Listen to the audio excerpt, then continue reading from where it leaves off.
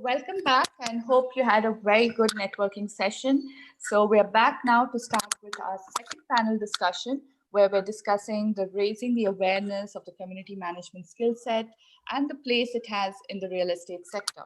Now, before we get into the discussion, I would quickly like to introduce the panel to you. We have here with us today Mr. Alan Rowlands, the General Manager of 360 Group.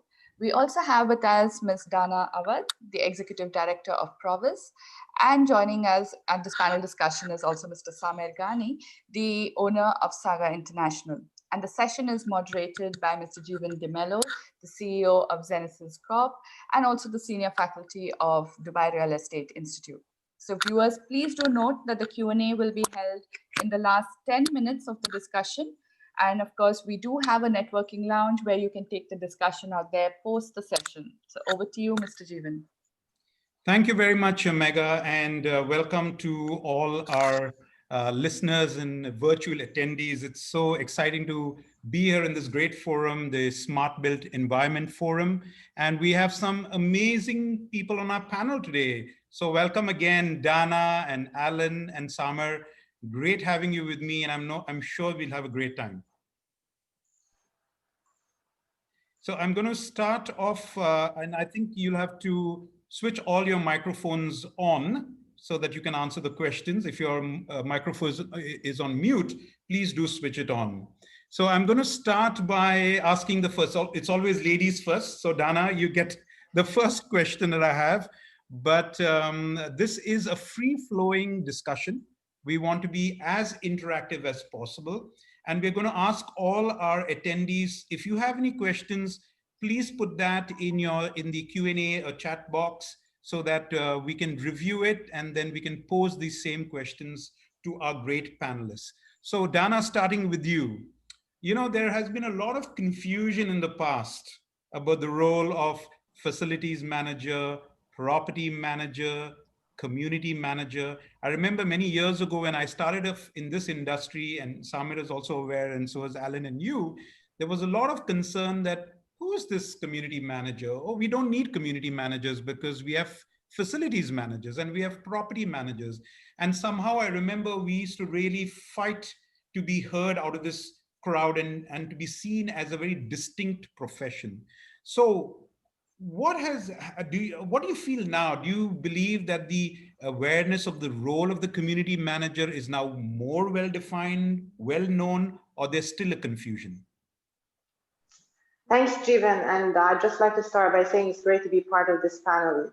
And I would like to thank community management today. It's honestly been a great few sessions yesterday and over the next few days. I think that's such a needed forum for this industry. Coming back to your point, the awareness needs to continue in this industry. But as well, before we start, I want to thank the listeners who opted today to take time from their busy schedules and join us. And I hope we shed some light and provide good advice and feedback. So I'm very glad actually you asked that question. And yes, years ago that confusion had existed, and I think it still exists today to a certain extent. I think the awareness is still work in progress. And there's a lot on the community management industry specifically to rise and bring that kind of maturity and awareness to what we do, who we are, and the important and pivotal part that we play in this industry, and what kind of added value and what we do to represent the owners. I think that dilemma and that conflict still exists today. And community management today has been provided with different names. And to be more accurate, community association managers, as should be known in the market and within the industry, or owners union if you live in Abu Dhabi, who are responsible to control, manage, and administer the common areas or the common interest for those areas that are jointly owned by all owners. It's a whole different equation from property managers. And there's still that confusion where property managers actually control, manage, and administer individually owned properties or units, whether it's part of a strata or a standalone property. So that difference needs to be clearly defined, where a community manager plays the role of representing the interests of all owners equally and in totality. Property manager continues to represent the interests of a specific or individual owner, be it an individual entity or a corporate entity. And I think that kind of differentiation is still at least within Abu Dhabi, still being sort of developed. While going back to the facility manager, and I think facility manager has to be defined as a service provider who's been contracted to deliver maintenance service, whether it's hard services or soft services that supports the daily operations of the community to continue to deliver the performance level expected. That said, in my view, it's very important to always define that a community manager or a property manager for that extent should be the front-facing line of any resident or owner. And service providers should be the back-end support. What's important to note here is actually that these three categories, whether it's on the community management or property manager, along with the facility manager, they all play an equally important role and complement each other. If they don't go hand in hand, you cannot deliver and enhance the living experience and the lifestyle that residents expect to enjoy within their community, nor maintain the asset value or increase the return on investment for owners. So they do complement each other, but they do carry a whole different role of matrices and responsibilities and bring along different expertise to the market. And I think it's very important to continue to shed that boundary and explain what community management does today and why is it such an important role within communities that are being developed across Abu Dhabi, Dubai, and the region and around the world globally. Thank you very much, Dana. I mean, I appreciate you said community association managers, because actually in other parts of the world, United States, we call them community association managers. And that was the only reason is to distinguish between community managers are typically online community managers. Now, we don't use the word community association manager here because now we don't use the word association anymore. It's called joint property. So just to make sure that it's a generic name that we use across the world, we just call them community managers today. Alan, what are your thoughts on it? Do you get any pushback from our facilities management colleagues or our property management colleagues who kind of disagree with us on this? Or do you think that they now tend to agree with essentially what Dana just said? So you know as well as I, Jivan, we've been beating this drum for many years. Yeah. And the confusion really existed, as Dana pointed out, between property manager, what is a property manager and what is a community manager. And so we've made the distinction very graphic, if you like. I always like to say behind the door, property management, in front of the door, community management. And so, you know, presentations I've done in the past along the lines of every man has his home and every home is his castle. And so it's quite right that what goes on behind the door should be, you know, his to look after. And it's only been the recent evolution of condominium and high-rise apartments that have really pushed this concept of association management. And as we well know, in the 70s, it started to gather pace in the US as land costs soared, as people wanted to concentrate their lifestyles in the bigger cities, and land became scarcer and scarcer. So upwards was the only way to go. And you know, we've seen that the percentages of people living in condominium or association managed properties in the US now constitute something like 25% of the total population of the United States. And you know, we've seen here in the Middle East the same sort of proliferation of use of associations, not even so much because of the lack of land, because you know we're blessed with abundant bounds of land here in Abu Dhabi and Dubai, and as you can see, the development is very widespread. But it's more importantly, it was the ability to be able to pass on freehold ownership to investors and expats.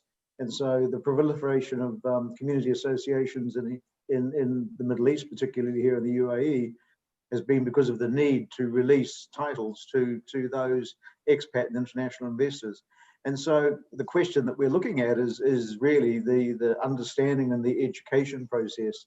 And I may get an opportunity to talk a little later on about, you know, the pathway that is now available to association or community managers to certainly enhance their profession and develop themselves professionally.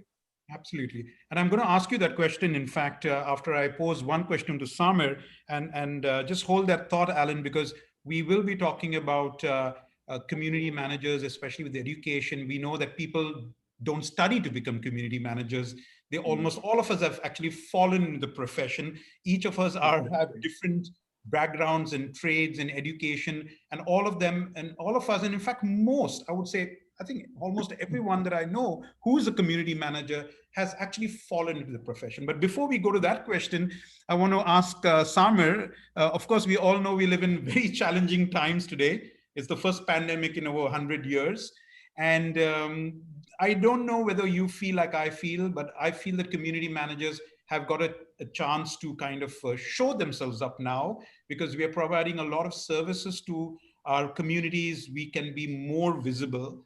But what skill sets do you think that a community managers need to be a force in this real estate management industry? By the way, I call this real estate management. So whether you're in facilities management, community management, property management, the mother is, of course, real estate management. But we believe we are a distinct voice in this real estate management industry. So what skill sets do you think, Samir, that community managers need to have to be this force? Yes, thank you, everybody. Of course, I really believe that a successful community manager needs to have three main points, in my opinion. I always believe that a community manager must have the proper education. Like you rightfully said, Jeevan, we all fell into this industry. You have to have the right material to study it, to know it. And we have many courses available that anyone is able to take through the DRE. The second main point that he needs to know about the laws and the procedures that are in Dubai or in Abu Dhabi. I mean, we deal with so many different authorities that you need to keep up with all these changes and all the requirements. I mean, we have Dubai municipality, we have the police, we have DTCM, we have civil defense. And of course, with the COVID-19 cases, we need to keep up with the DHA rules and regulations. These are all very important that they're changing and you need to keep up with them. I also believe that the third point and most important point that a successful community manager must have is communication skills. Now, you need to be able to know how to communicate. We're dealing with different stakes of the industry. We're dealing with the investor. He has a special requirement. You need to know how to explain matters to him in a simple way. You're dealing with service providers. Each one, you need to guide them to what is expected and the deliverables. You need to also discuss with the authority. Today, not many authority people are aware of our role. Today, we have to explain to the DHA who we are, what we do. They keep telling, so you're the facility manager. No, I am the association manager. Yes, so as a facility manager, so we have to explain it to them. Right. Again and again, the responsibilities. But I do believe that you need to have the proper education, strong education, and you have to keep it up. It's not like you just took the certificate 4 or 5 years ago. Things change, things are updated. You need to know all the laws and procedures, and you need to have proper communication skills. Communication skills is very important in all the sectors that you will require. I think these are the main points that you need to have. Right. Jeevan, I'd like to share my view on that one. I agree with everything that Samir said, and these are very important points. I often say that this kind of a job, you don't get any certain degree that sort of prepares you for it. Like you said, we all just fall to that job. You have to know a bit of everything, whether it's financial, administrative, problem solving, the laws and the policy and everything. I say that's a job, that's an everything job. It's a job where you're in charge of anything and everything. And it's 24-hour problem solving job. So it's a job where while you may not work 24 hours, the problems can come up at any point in the day. So this is why, in my view, I think one of the most important skill sets that prepare you to become a good community manager is people skills. I think it's very important that you have the ability to listen, understand, and empathize with residents and owners. Only by putting yourself in their shoes and being really in their place and wanting to help and support can you become a good community manager that you earn the trust of the owners who you represent best. And I think as well, the other point that's very important in a place like UAE, where we have residents from different backgrounds and people from all walks of life, I think being very aware and understanding to different and various cultures and appreciate and embrace diversity is something that becomes a very important skill set, specifically within the region here. Excellent. And as Samir and Dana, both of you have said exactly what I would have said. I think communication therefore, is very critical. And unfortunately, a lot of technical people believe that they can be community managers, and they may be good community managers, but many of them lack the social skills or the communication skills. So I think there's a lot of, there's a big role maybe leaders like us have to play to somehow educate our people, especially with respect to communication and interpersonal skills and so on and so forth, which kind of leads me into, and I'll ask Dana to continue with this about who do you believe are the professionals that can pivot or move to this industry? We talked a little about the skills. So who are the people that can actually easily move to our industry? Jeevan, in my view, I think anybody with the right drive, right passion, the right mindset can really excel.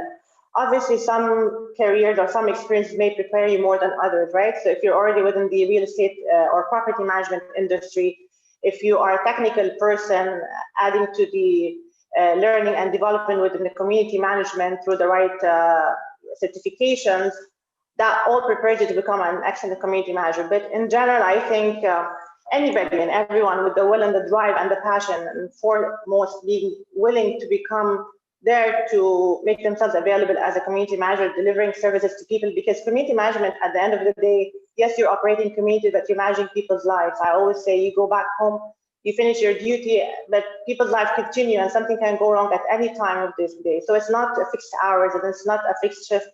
So as long as you have that passion within, you can become, with the right development, the right skills, a perfect community manager.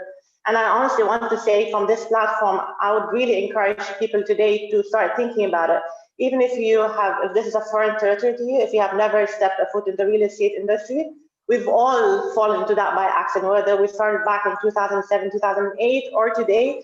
The industry is still maturing. There's space for a lot of people to join and make great community managers if you have the skills that we have mentioned. If you feel that you can do such a job beyond your duty, there's a lot of things. It's a care of duty, really, towards the people and the residents and the owners. If you have that within you, you can be a great community manager. And I also want to, from here, encourage more women to come on board, because I see the potential. I see what we can do and what we can naturally balance and achieve. So I think don't let the lack of experience scare you. There's always a starting point, and I encourage each and everyone who feels that they have it within to step into this industry. Thanks, Dan. And I can safely say a lot of. I'll come to you, Samir. I can truthfully say there's a lot of women who want to get in the field, and I would endorse what she's saying. We do need more women in this field. Samir. And yes, we do. I was just going to. I have to just add. I often find. Sorry, Dana. If I go to Samir first, and then to Alan. So that Samir, you wanted to say something. Yeah, I also believe that one important thing that we do need is the right tools in order to help us to achieve what we want. I mean, you need to have the right softwares, you need to have the right people around you to tell you how to do it. I mean, today the workload has increased a lot, and you need to automate as much as you can so that you can reduce the work that is coming to you on the table. You have your managers out in the field, but you need the right tools to help them and support them. So definitely to have the right process, the right software will make life easier for us. So Alan. Absolutely, Alan. Sorry, Alan, do you agree that anyone can become a community manager? Well, I was just going to say to Dan, I'm actually surrounded by women here, so I think we've got that covered. But I think, Alan, I'll come after them. I think probably an advanced degree in psychology would be a pretty helpful thing to have in your quiver. It's exactly like we continue saying, this is a people business, and people do the darndest things, don't they? And Jivan, you will know, we always bang on about pets, people, and parking, the 3 Ps. Yeah. And they can raise and elevate emotions to the point of unbelievable conflict. And so, what we're all about is we're about conflict resolution, above and beyond all of the things that we have to do to run a building. Sam glossed on, the right software, the right techniques, the right mechanisms, all of that. And we have to have all of that. I mean, at the end of the day, we have to maintain and manage buildings so that they operate efficiently and effectively.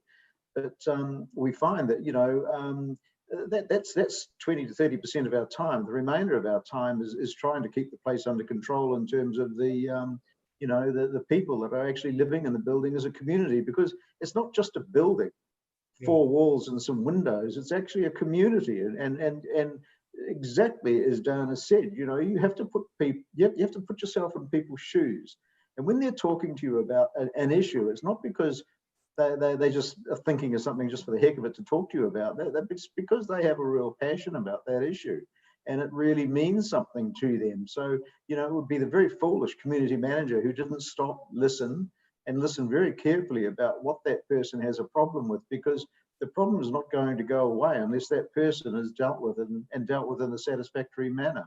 And I think that, when we do all of our surveys, we look at our net promoter scores, we do all of those follow-ups that we should be doing in this industry, we find that majority of it's about poor communication. The community manager didn't get back to me, or they weren't listening, or my issue wasn't resolved.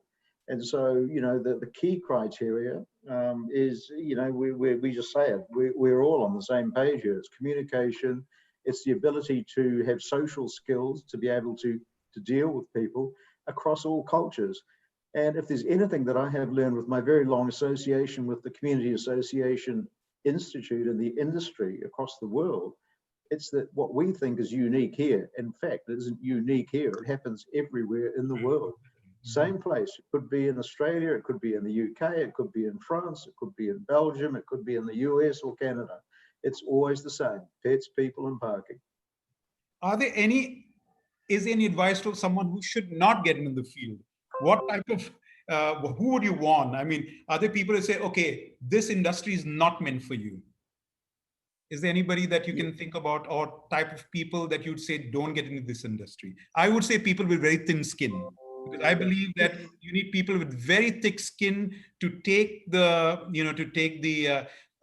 the interference and the criticism from people. So that I would say is a person who does not take these things well should probably not join this industry. Is there anybody else type of personalities that should probably not be in this industry? So there is some good news though on this front. You talk about what sort of skills should a community manager have, and I think that we have a very clear path, a very clear professional path now for people. And as I agreed with you, Javan, none of us woke up one morning and decided, oh, I'm going to be a community manager. Right. We all came there via different paths: architecture, administration, business degrees, accounting degrees, whatever. Whichever path we took. It was an educational path that led us to community management. However, now there does exist a very professional course of study up to actually a thesis level, which enables people to really get into the industry and to take it on at a younger age as a profession, and to excel and to become a very well-educated professional. And I think that GREI has embraced that over the years. It's not a new thing. It's been with us now for many years. Some of us have chosen to pursue it offshore, but now it's onshore. We can do so, by participating in the programs that are available here now. And I think that, the big difference now and then is that there is a very, very open and available career path and a professional training available for those that do want to make are serious about operating the community management field. Absolutely. Thanks, Alan. And I can say I'm an instructor at the Dubai Real Estate Institute, and we have many professional courses, the M100 being the fundamental course for community managers, the essential course. And then we have the 200 series, the M200 series. We have 6 of them, and it focuses on different disciplines. That's financial management and association communications and risk management and so on, as facilities management and so on and so forth. And then of course we have what the thesis level, what called the PCAM, the professional community manager designation, that really puts you on par with the best of the best in the world. So if any of our audience members want to do more, I'm sure you can connect with us. You can send it to community management today, or send it to any of us, and I'm sure we can help you out. I'm going to now ask Samir. Samir, of course, is the current president of the Community Association Institute, the Middle East chapter. So he is well versed with all the different things that is going on in the industries. Eddie, would you like to say any words, anything about the chapter or what we are doing for the industry? We will keep on encouraging a lot of association managers to be part of the CAIMI. This way we can have a strong voice. This way we can sit and discuss and put forward to RERA any issues, any obstacles, any propositions. We've gone even to the level now, to the next level of giving company membership. We're getting a lot of support from the US head office. They're supporting us with some materials and some guidelines. They have some presentations. We're getting a lot of ways how to deal with the COVID-19, all through the CAIMI membership. Dre is doing a fabulous job with CAIMI, with the educational material, where we go back and revise and update where it's required. We've even done the M100 in Arabic, I believe. Yes. The M201 also in Arabic is being proposed. This is all done with members who are part of the CAIMI. Yes, I think CAIMI is the main body that is RERA looking at. I think now today we have a couple of issues on the table, very hot, that I'm going to send to discuss with RERA. We have the Dubai courts issues. How do you deal with them? How do you manage these court cases? We have now, of course, everybody's talking about the management fees. I mean, this is all done through CAIMI umbrella. So yes, CAIMI is doing a lot of work with RERA behind the scenes maybe. And I do encourage everybody to be part of the CAIMI. Thank you, Samer. And keeping it with you, Samer, what is one big challenge you believe in the community management profession or the industry that you face, and any suggestions to overcome it? Any one? I know there are many challenges, but let's talk about just one. Just one? Well, I think everybody will agree that my main challenge and everybody else's challenge is RERA. I mean, today we have to sit and discuss with RERA with anything that they propose and what to do. We have to convince them that what's beneficial, what's not beneficial. We have to sit. It takes time because it's a new industry in the UAE, and we have to, they are the regulators and they're the main authority. And at the end, they've always supported us. They've always said, yes, okay, we agree, we'll proceed in this direction. Other than that, I think we're managing the communities to our best. We know how to, the facility management companies understand our role. They understand what they have to do. A lot of owners today know what our role is and what they're doing, even now to the point an investor, when he wants to buy a new community, he is coming to us. What are the community rules? What are the service charges like? And also the details of the service charge. Before we used to get what's the rate? No, today they want to know how much reserve fund is there. So a lot of people are educated, they know. So I think the main challenge I can say is dealing with the different authorities. Okay, wonderful. Dana, I'm asking the same question. Name your one big challenge in the community management industry or the profession, and any suggestions to overcome it. So I think I'm just going to touch on what Alan said. The problems are the same globally, wherever you are, the community manager. It's the 3P management, which is people, parking, and pest. But it remains that managing people is always the most challenging thing to do, and being able to balance owners and residents' demand while continuing to operate the community according to best practice and in a fair and equitable manner will always remain the #1 challenge. You just can't satisfy everybody with one set of policies. So do you think awareness, creating some kind of awareness, maybe some focus groups or getting people together and telling them what our profession, do you think that will help us? Yeah. I've always found that actually being transparent and communicating with owners is what really sets the record straight. So whether they agree or disagree, at least when you give that justification and rationale and you let it see how we manage communities. I've said that you only can manage community by being consistent and fair, not by exception. It's hard to manage a lot of people by exception. So the rules are set there to allow people to live in harmony and enjoy a community living. And I've written before an article where I said community living is not for everybody. If you don't want to be part of that rule, then community living is not just for you. So, but by being able to explain to the owners, to the residents why we do so, why we have to set such policies, sometimes it's just simply letting them see it from this end of the table where you're sitting. And I find that the minute you give them such rationale, it makes a lot more sense. They might say it's not accepted, but at least they understand that we're not saying no just to be difficult. We're saying no because it makes sense for the community and we manage the best interest of the community overall by majority. We can't go with what minorities or by what the individuals request and demand. Alan, I'm going to pose the same question to you, but just before that, I'm going to tell our audience, the attendees, if you've got any questions, please put it in your chat box, in your Q&A box or your chat box, and so that we can, if we have time, then we're going to review that with the panel and answer a question. So to you, Alan, same question to you. What is your one big challenge? Well, I think, initially it was always about, perception. What did a community manager do? Who were we?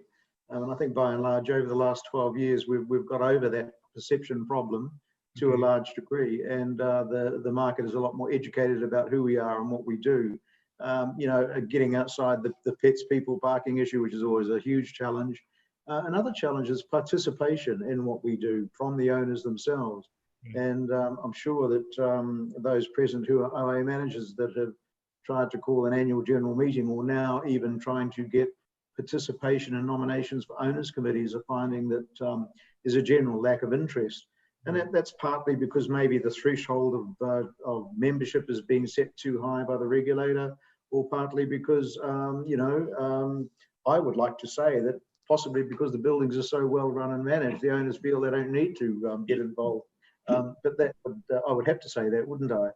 I think that Sama also, coming from his participation in KME and the chapter and the regular dealings he has with RERA, we are always finding that the regulator sometimes imposes conditions or regulations or issue circulars which have a very real impact on our business. And so we should never ever lose sight of the fact that whilst we are community managers and we have an obligation to work for those that are in the communities that we manage, we're also in business. I would think that I would love to be able to do this job for love, but boy, it would take a very strong person to do this job without having to get paid for it. I mean, sometimes we question why on earth do we end up being community managers, because it is a very challenging, demanding role. Yeah. And so we should never lose sight of the fact, and I think this is one of the major challenges, is balancing the commercial interests of those of us that are in the business to the requirements and obligations we have that are thrust upon us by the regulator and imposed on us by the communities that we deal with. Absolutely. So, we all understand that service charges have a massive impact on return of income, a return on investment.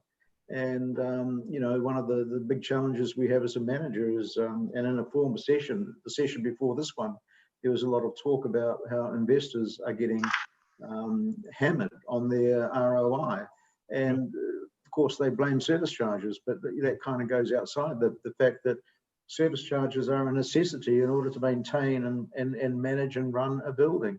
And I think I'd be pretty confident in saying that 99.9% of the managers that exist in Dubai, certainly because of the regulations that are imposed upon us with audit review and budget approval and transparency and openness and all the rest of us, we all work very hard to try and get the best deal we possibly can for our owners in terms of service providers, in terms of savings that can be made in utility supplies, energy conservation, trying to address new income streams into the buildings and communities so that will have an impact on reducing service charges. So I don't think there's any doubt that all of us work very, very hard in order to do that. But the big challenge is, at what level do owners realize that a further reduction is going to at some point have an impact on delivery of service? Absolutely. And so that is a very real balancing act that we face on a daily basis. And for those owners out there, especially during these COVID-19 times that are, struggling financially, and I know that there are massive struggles out there, we're dealing with them on a daily basis and collecting service charges. And I know that, someone that's hurting financially is far less prepared to listen rationally to the arguments that we have to try and continue keeping service levels up. So I think probably, above all, that would be a real major challenge that we face in this industry as it stands now. So, you know, and then continuing with you on the same thing. So what do you believe is the long-term future for our profession? Now, let me ask you a question. Would you encourage your younger self?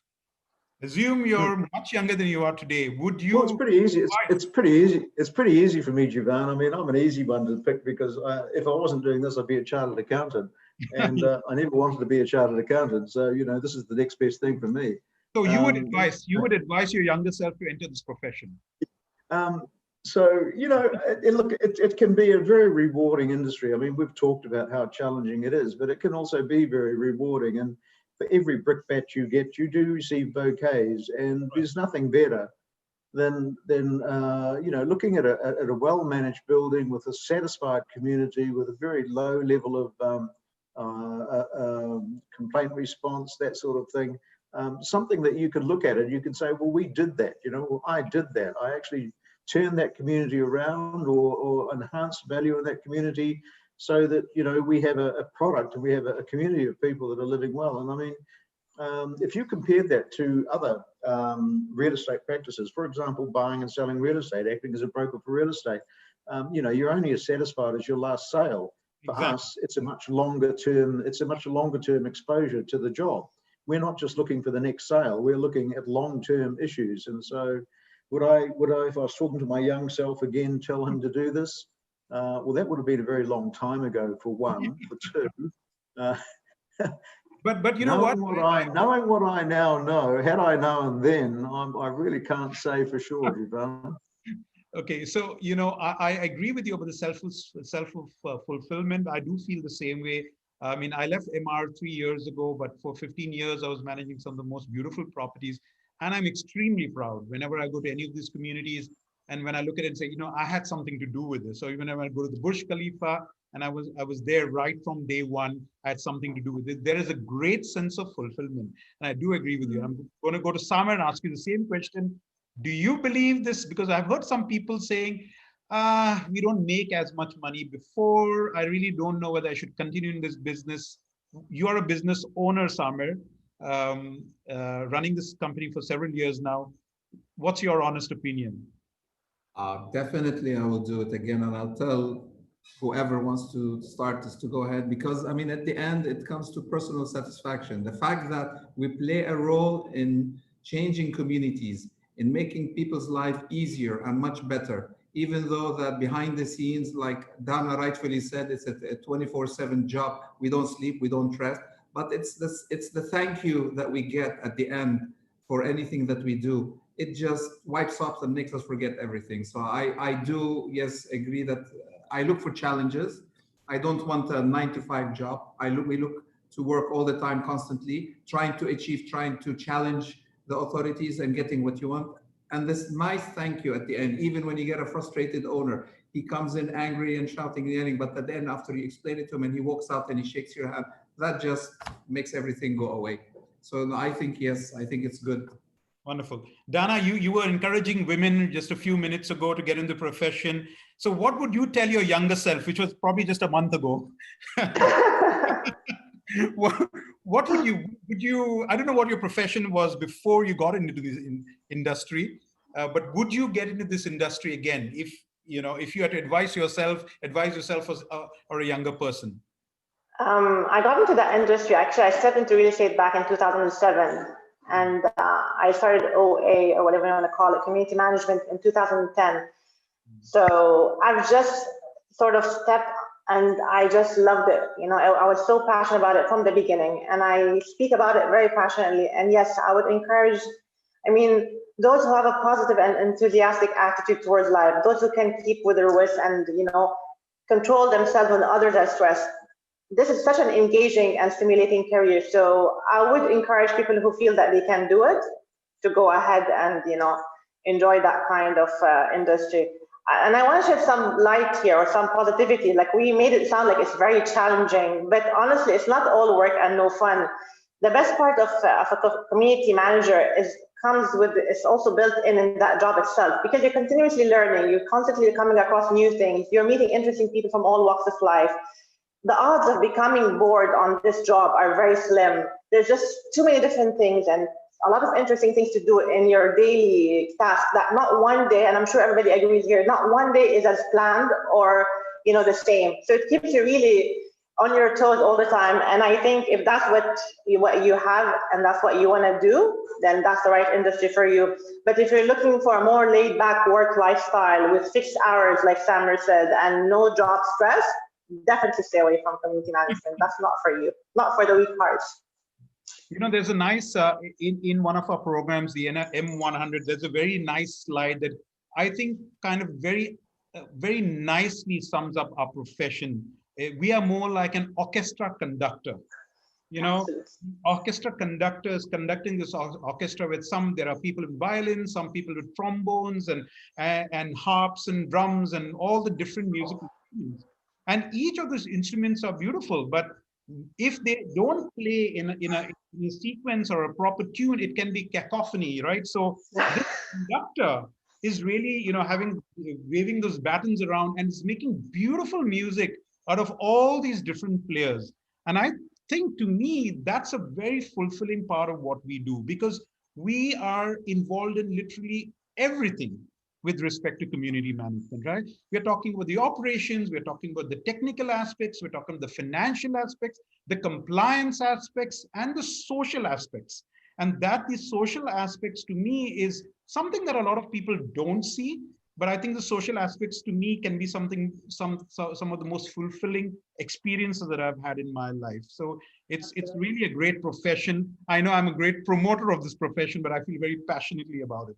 I ask our audience again, if you have got any questions, anything, you can put it up. And we've got loads of questions. I just had to say that. And I'm going to, because we are going to be running out of time, I'm going to start asking the questions, if you don't mind. One is that, is experience enough, or are certifications also important for community managers? So I'm going to ask that to Alan. I think we've covered that. I think that it's a combination of both. Certainly experience is a great asset, and however, bolstered by education, doesn't matter what field you're in, we never stop learning.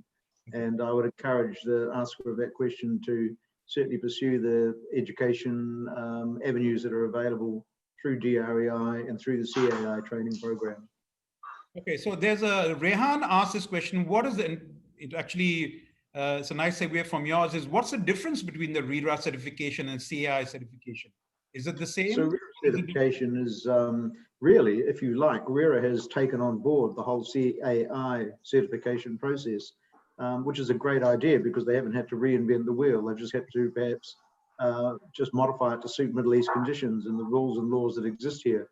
So I think that, there was a basic training that RERA did some years ago that gave a RERA certificate, which was required for licensing. But now I think that the CAI training is fully embraced by RERA, starting with the M100, CMCA qualification, the 6 M200 series, which look more in depth into topics, which will lead you to an AMS, and then finally the PCAM, which is, if you like, the thesis, which is the epitome of what you can get in terms of education and training. And I think anyone who's actually qualified for PCAM is certainly going to be somebody that has got their chops in community management, if you like.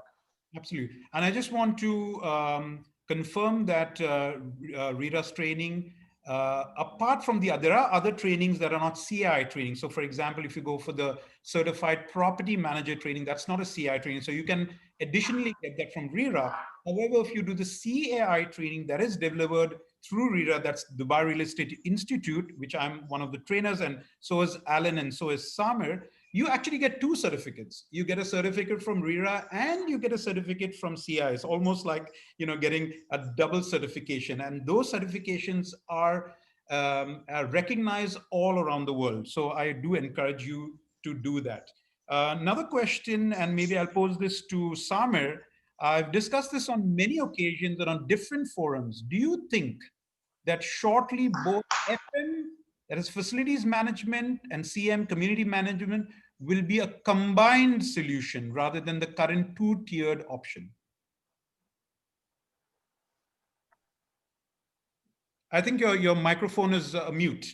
I know we talked about the distinction. We've already covered this. We've talked about the distinction between the two professions, community management being, and I like what Alan said, outside the door and inside the door. And Dana said the facility manager is a service provider, property manager only deals with single owner issues, while the community manager looks at the entire community. But the question here is, do you think that would be combined?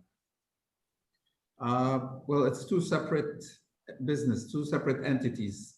We have more responsibilities, more liabilities, and we deal with different aspects of the industry. For them to be one, yes, it can be one. It just means me as a owner of a business means more money for us. So, I mean, yes, I would love to have that as part of our scope. This way we can control the building from A to Z, not just outside the door and not inside the door. Because, you have a lot of problems even happening inside the door, which are connected to outside the door, like when you have a leak, water leak or something, and they come to us and we have to speak with, it becomes a mess. But I do think, yes, if it can be combined, we can have a special department, more money for us. Sorry, if I can answer. Jeevan, can I add? Yeah, you can. I just want to kind of say I'll slightly disagree with Samir on this, because for me, it's a bit of a conflict of interest because the service provider is servicing the building and taking care of all the assets and equipment. And the community manager represents the well-being and the best interest of the community. And I find that would be a conflict of interest, because you would be taking care of your own personal interest. And I'll give the floor to Dana to. Yeah. No, I just wanted honestly to add the same. I'll have to disagree with Sarah on this one, because the minute you mix them together, yes, there's an advantage to have the autonomy and full control and be able to maintain better the community, but it immediately raises a flag and a conflict of interest and put you a question mark with all the owners. Same challenge that we face always as a developer who passes on owners a question, and there's a conflict of interest and question the interest of the developer or the provider. They have to remain a separate entity because we're there to represent the interest of the owners and manage and control everything else. So I will have to disagree, despite the more money, which we would also like. I think a best industry practice would not allow us to do that, and I would not recommend as well. Great. Alan, do you want to say anything about that, or can I ask another question? I think you've got it covered. I mean, it's poacher turned gamekeeper, really, isn't it? I mean, to maintain transparency, I mean, RERA has simply said there shall be no related party, and that's that. So I think that, we have a very open and transparent tendering environment, and I don't think that the community manager has any place in being a FM manager or controlling the FM. However, there does exist a scenario where within a group of companies, if the group of companies has a specialist provider that can do a role, I don't think there's any reason why that specialist provider should be eliminated just by virtue of the fact that they're linked to the same group of companies, as long as the process of appointment is clear and transparent. Absolutely wonderful. So then we have only actually a minute only for a last question. So I'm going to ask this about sustainability and sustainable programs, because a lot of people believe that community managers are not really developing sustainability programs like the FM service providers do. Alan, do you have any comments on that? Because I do know that you guys have done a lot of sustainable programs. Yeah, so sustainability is a big word and it covers a lot of things, doesn't it? I think, we talk about probably more, what can we do to make a building more efficient? And given that this whole conference is smart built environment, I think what we're focusing on these days is more buildings becoming intelligent.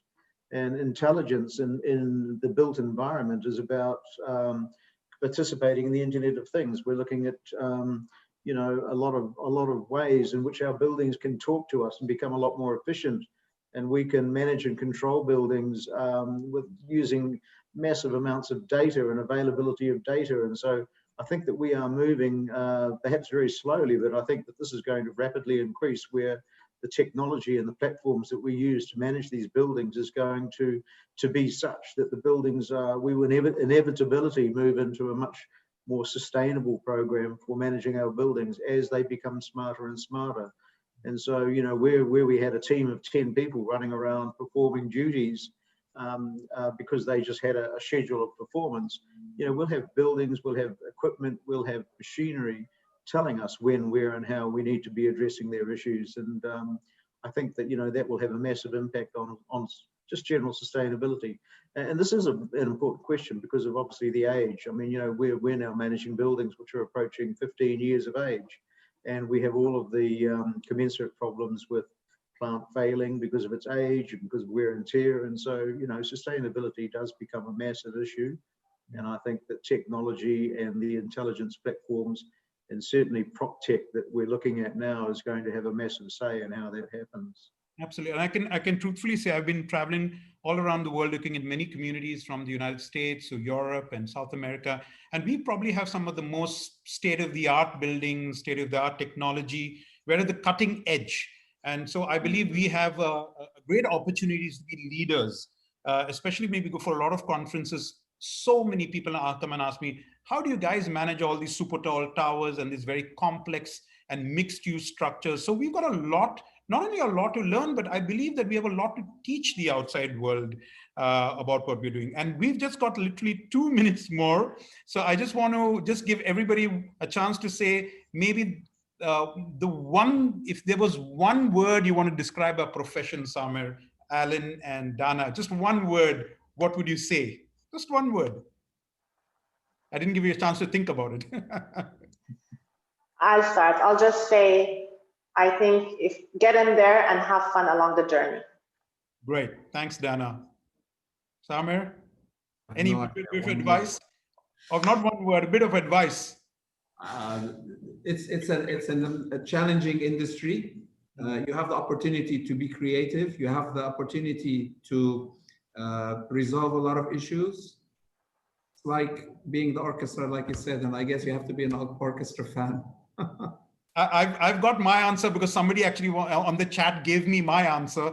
So I'm going to come last on it. But Alan, is there anything you? Well, I think what we're called really coins it, doesn't it? We're called community managers. So for me, it's all about community. And, we never lose sight of the fact that we are dealing with people who live in communities. And so, whilst there is a lot of other stuff, busyness that envelops us during our day, it is all about the people that are living in these communities that we manage. For me, the one word that I've got it, and I cheated because I got it from the chat, is about patience. I think all we community managers have to have a lot of patience. Patience dealing with our customers, with our service providers, with our regulators, and everybody. So if we don't have patience, and I like the fact that Alan said having a degree in psychology probably be one of the core educational qualification, I 100% agree with that, because we need to have understand the psychology of our residents, our owners, our service providers, the regulator. And with that, Dana, Alan, and Samer, I thank you very much for joining us on this panel. I thank the audience for being very patient to listen to us, and thank you very much for all your questions. I'm sorry we're not able to cover all the questions because of the lack of time, but we look forward. I'm sure Mega and Fatima and the team, if there are some questions that some of our audience members would like us to answer, we'll probably email it to us at a later time, and maybe we can respond at that time. So thank you everyone for being patient and for being part of our panel and being an audience. Thank you very much. Thanks, Jeevan, and everybody. Thank you. Thank you. Thank you.